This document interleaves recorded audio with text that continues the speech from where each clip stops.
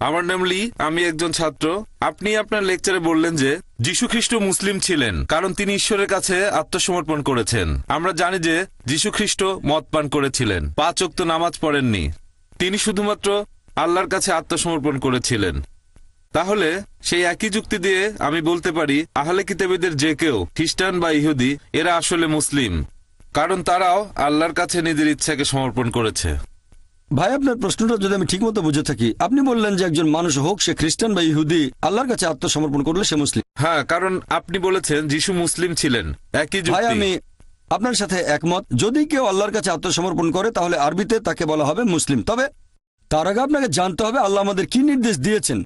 যদি অন্য কিছু ভেবে থাকেন, যদি এমন ধর্মগ্রন্থ পড়েন যেটা আল্লাহর বাণী নয়, আর মনে করেন আমি আল্লাহর কাছে আত্মসমর্পণ করেছি, এমন ধর্মগ্রন্থ মেনে চলছেন যেটা আল্লাহর বাণী নয়, তাহলে আপনি সত্যিকারের মুসলিম নন। তাহলে প্রথমে আপনাকে দেখতে হবে আল্লাহ আমাদের কি নির্দেশ দিয়েছেন। আপনি যদি পৃথিবীর প্রধান প্রধান ধর্মগ্রন্থগুলো পড়ে তুলনা করেন তাহলে আপনি দেখবেন সেই সাথে ব্যবহার করবেন যুক্তি আর বিজ্ঞান। একমাত্র যে ধর্মগ্রন্থটা পরীক্ষায় পাশ করবে এই সর্বশেষ আর চূড়ান্ত টেস্টামেন্ট। যদি ওল্ড টেস্টামেন্ট আর নিউ টেস্টামেন্ট বলে কিছু থেকে থাকে তাহলে এটা হল লাস্ট টেস্টামেন্ট। এখন যদি আপনি সত্যি আল্লাহর কাছে আত্মসমর্পণ করতে চান, প্রথমে আপনাকে বুঝতে হবে যে সত্যিকারের আল্লাহ কে, তিনি আমাদের কি নির্দেশ দিয়েছেন, এরপর আপনি তার কাছে আত্মসমর্পণ করবেন।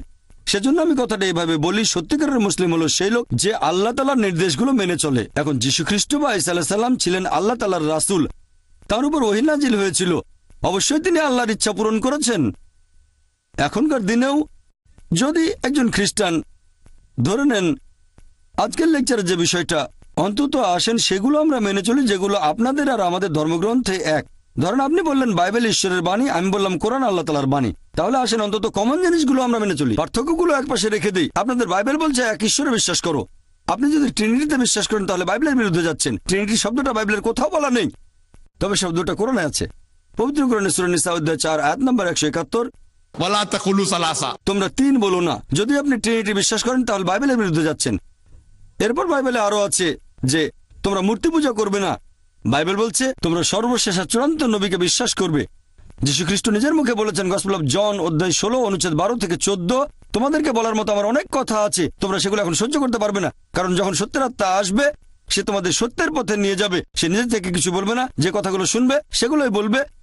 সে তোমাদের ভবিষ্যতের কথা বলবে, সে আমাকে মহিমান্বিত করবে। যদি আপনি সত্যিই বাইবেলের অনুসারী হন তাহলে সর্বশেষ আর চূড়ান্ত নবী মুহাম্মদ সাল্লাল্লাহু আলাইহি সাল্লামকে মেনে চলবেন। তার মানে পবিত্র কোরআন মেনে চলবেন আর আমাদের নবীর কথাগুলো। তাহলে যদি পবিত্র কোরআন আর নবীর কথাগুলো মেনে চলেন আপনি হবেন মুসলিম।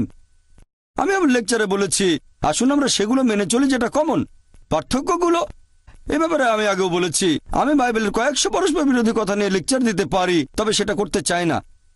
একবার একজন একটা বই লিখেছিলেন আমেরিকাতে, ডক্টর উইলিয়াম ক্যাম্বেল, যে পবিত্র কোরআনে 30টা বৈজ্ঞানিক ভুল আছে। আমি শিকাগোতে গিয়ে তার সাথে বিতর্ক করলাম, তার সবগুলো অভিযোগ খণ্ডন করলাম, তারপর আমি বাইবেল থেকে 38টা বৈজ্ঞানিক ভুলের কথা বললাম, তিনি একটার উত্তর দিতে পারেননি।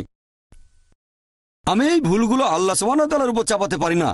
প্রথমে আমাদের দেখতে হবে কোন গ্রন্থটা আসলে আল্লাহর বাণী, তারপর সেটা মেনে চলব। যদি আমি তর্কের খাতিরে এটা মেনেও নেই বাইবেল হচ্ছে আল্লাহর বাণী, সেক্ষেত্রেও আপনি মেনে চলবেন সর্বশেষ আর চূড়ান্ত নবী মুহাম্মদ সাল্লাল্লাহু আলাইহি সাল্লামকে। আসেন দুটো ধর্মগ্রন্থে যেগুলো কমন সেটা মেনে চলি, আর আজকে থেকে শুরু করে এইগুলো মেনে চলা, কমন জিনিসগুলো মানবো। আশা করি উত্তরটা পেয়েছেন।